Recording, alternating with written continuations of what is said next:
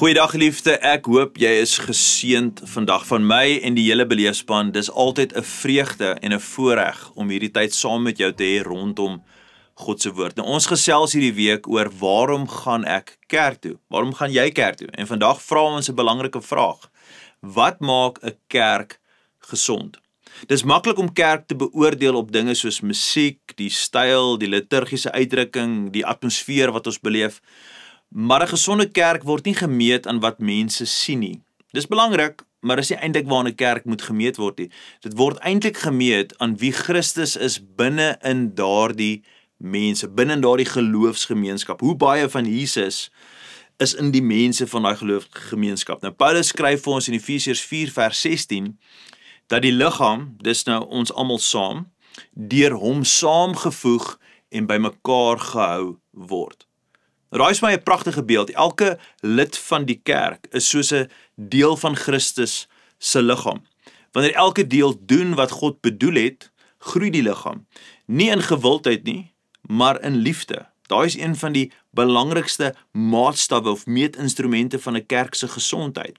'n Gesonde kerk is dis nie perfek nie, dis lewensvatbaar. Dis gesond want dit groei, dis gesond want dit is anders, dit transformeer.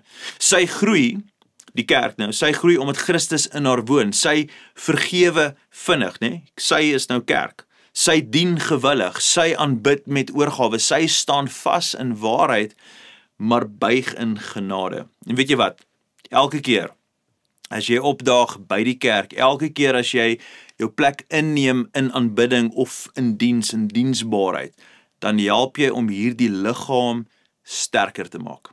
Dis hoe God sy kerk bou, deur gewone mense wat 'n buitengewone Jesus volg. Gewone mense wat 'n buitengewone Jesus volg. Nou kan ek jou 'n geheim vertel.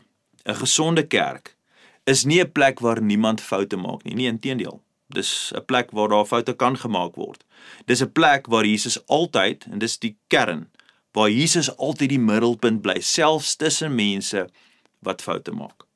So as jy kan uitdaag, hoe kan jy help dat jou plaaslike kerk, jou plaaslike gemeente gesond bly? Dra jy liefde en eenheid by, of trek jy soms onbewustelik daaraan? Veg jy teen daai eenheid?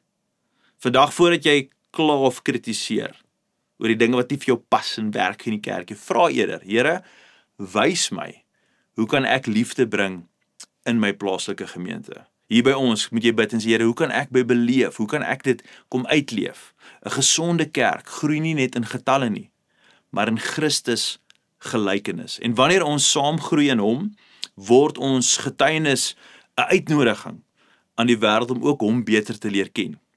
So geliefde, mag ons lewens leef wat mense wys na Jesus toe.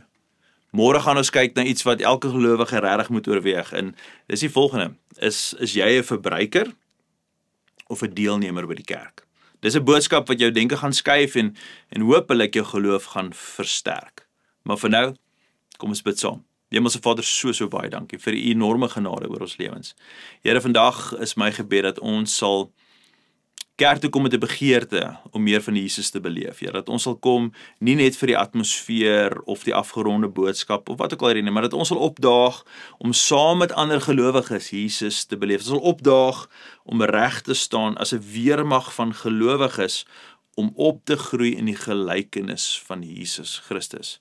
En dan saam met dit, Here, vra ek vandag vir hierdie enorme genade dat ons as gelowiges altyd sal streef om in eenheid saam met mekaar te wandel. Here, u gebied, u seën daar waar daar eenheid is. En daarom vra ek, Here, kom leer elkeen van ons, maak ons bewus, bring dit na die voorgrond van ons gedagtes en ons harte, waar ons miskien teen eenheid werk, onbewustelik, want ons kyk vas aan die uiterlike. Maar Here, mag ons opdaag met 'n hartsbegeerte dat u ons harte vat en u in ons 'n liefde bewerk wat altyd toenemend sal groei. Dat ons regwerk met mekaar en liefde genade sal hê vir mekaar. Here, dat ons sal staan in waarheid, maar buig in genade. Dis my gebed vandag in die mooi naam van Jesus. Bid ons dit. En ons sê vir u, ons is lief vir u. Ons bid dit alles in die mooi naam van Jesus. Amen en amen. Geliefde, ek sien julle môre. Gaan in vrede. Totsiens.